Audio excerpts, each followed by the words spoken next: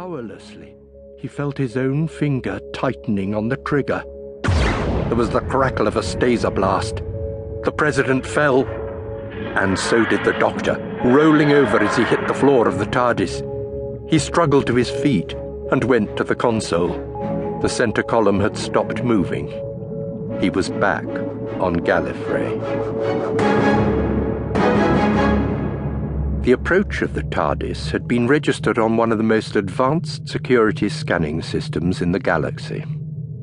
Now a metallic voice was echoing through the areas of tunnels and walkways known as the cloisters, which connected the towers of the capital. Sector 7 alert.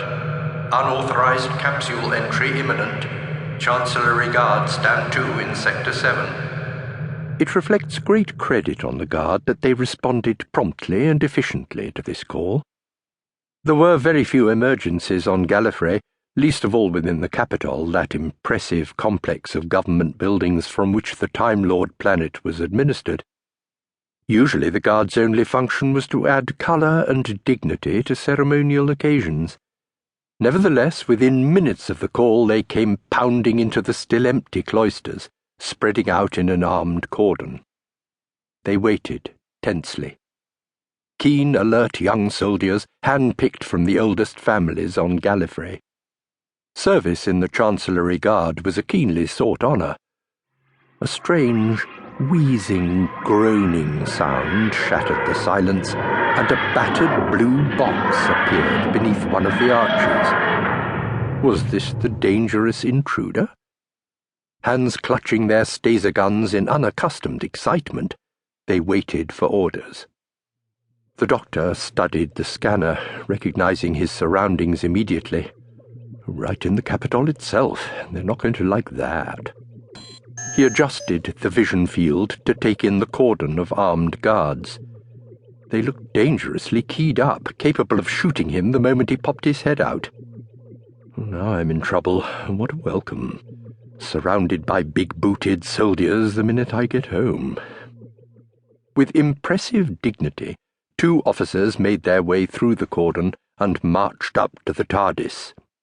Senior in both age and rank was Castellan Spandrel, commander of the Chancellery Guard, responsible for all security within the capital.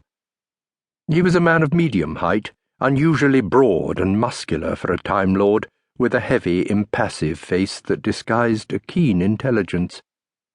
Spandrel was a tough, sardonic character, made cynical by long years in security. He had seen too much of the underside of Time Lord life to have any illusions about it, and his blunt, no-nonsense manner had upset many a self-important government official. Spandrel survived because of his integrity and his efficiency. No one else could cope with his difficult and thankless job. Beside Spandrel stood Commander Hildred, young, eager, and desperately keen to distinguish himself, overjoyed that the emergency had happened in his sector. Hildred ran all round the TARDIS like a terrier on the scent and came back to Spandrel. "You know, Castellan, if I didn't know better, I'd swear this was a Type 40 time capsule." Spandrel nodded. "It is." He looked at the TARDIS almost affectionately. He'd used a Type 40 himself in the old days. He thumped the side of the police box with a massive fist. "Chameleon circuit appears to be stuck, though. Still, it's a wonder the thing's still in one piece." Hildred was staring wonderingly at the TARDIS.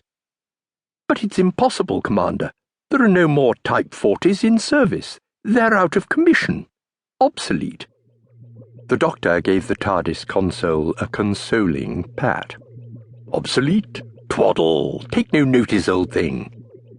Spandrel's face filled the scanner screen, and his voice boomed over the audio circuits. "Nevertheless, Commander Hildred, this is a Type 40 TARDIS, and it's landed in an unauthorized zone just before a very important ceremony. I want the occupants arrested." The Doctor sighed. Spandrel stepped back to take a better look at the TARDIS. "Now, as I remember, the barrier on this model is a single curtain trimonic. You'll need a cipher indent key."